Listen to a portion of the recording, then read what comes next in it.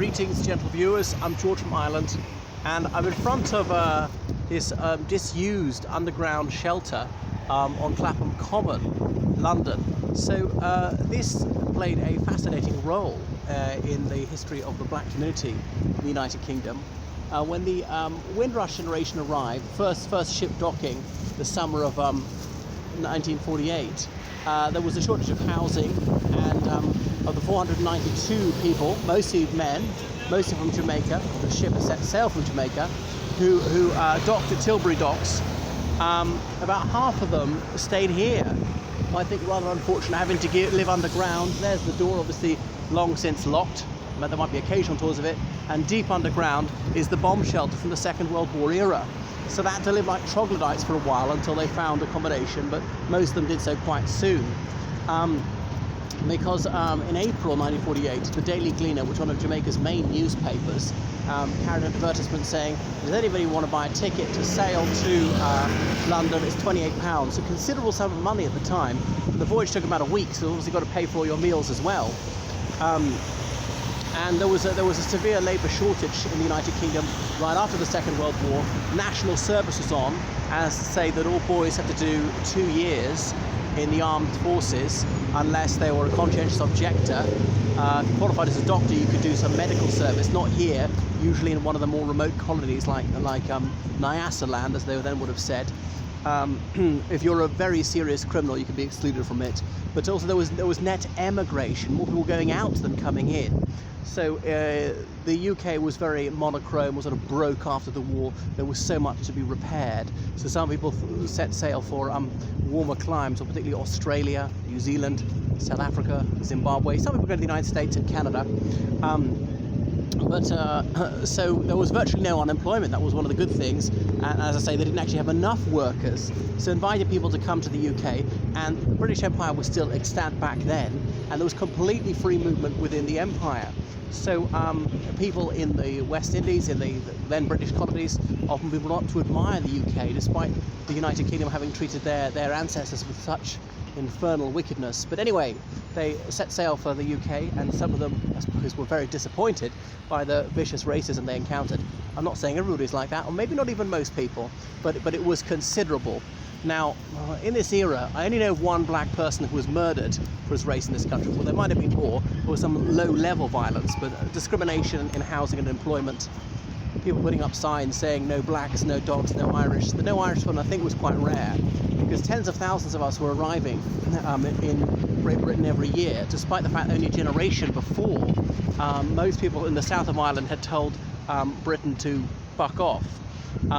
But we still want the right to live and work and vote here, which we got. We even left the Commonwealth in 1949. And the cabinet evinced growing alarm as the ship, the Empire Windrush, drew closer to Britain's shore, and saying, well, one winter will see them out because they've never experienced cold, they'll leave. But about a third of these men had formerly served in the British Armed Forces, particularly the Royal Air Force. Some of them live in the United States and Canada for a while. So they've been very welcome in the UK when they helped save Britain, but not so welcome in peacetime. Anyway, they were allowed in, and some of them live here to this day, and their children, grandchildren, even great-grandchildren in some cases. So about half the men who disembarked then already had local contacts and went straight to accommodation they'd pre-arranged. Now the nearest labour exchange, now called it like a job centre, was at Cold Harbour Lane on Brixton, which is that away, a couple of miles, and so that became the heart of the black community in the United Kingdom. Anyways, this is one entrance to the bomb shelter. The other one's on Balham Hill. I think it still exists.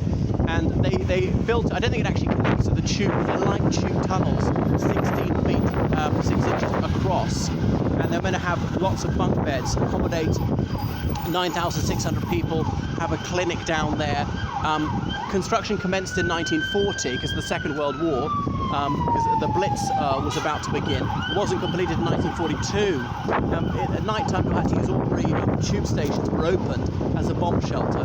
This one is particularly deep, and that you can see that's the ventilation shaft. So it's quite long, and then people wanted to be opened up, but the government was worried if we do that, it'll be difficult to maintain it in good condition. Ticketing to avoid overcrowding, because one time at Bethnal Green when there was a V3 rocket raid, V being vengeance weapon.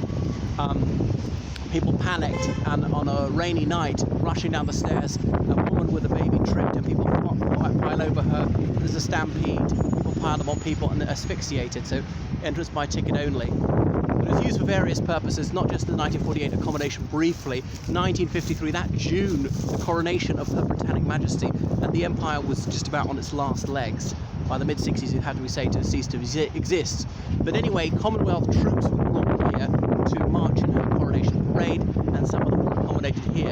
You know, a lot of houses had been bombed out, houses hadn't been repaired. Population of London was falling through the 1950s, right up until about 1990, people moving out. And there were a lot of derelict buildings, but rather than do them up, they were using this. Anyway, that's a fascinating little vignette, this episode of the Windrush Generation. Some of them have been quite badly treated in recent years. We did this hostile environment policy, and there was an attempt to see, well, if anyone's illegal, they have to leave.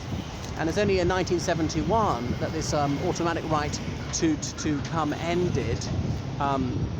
And people were just said that they were assured by Edward Heath's government, okay, you're allowed to stay. Those who are already here, you're allowed to stay. Of course, it is possible to move to the United Kingdom from Commonwealth countries, particularly the ones in the Caribbean. It's just a bit more difficult, having to get tier 5 visas or whatever. But then they said, well, if you can't, some people hadn't got British citizenship and assumed that they had, even though they'd been born in the UK.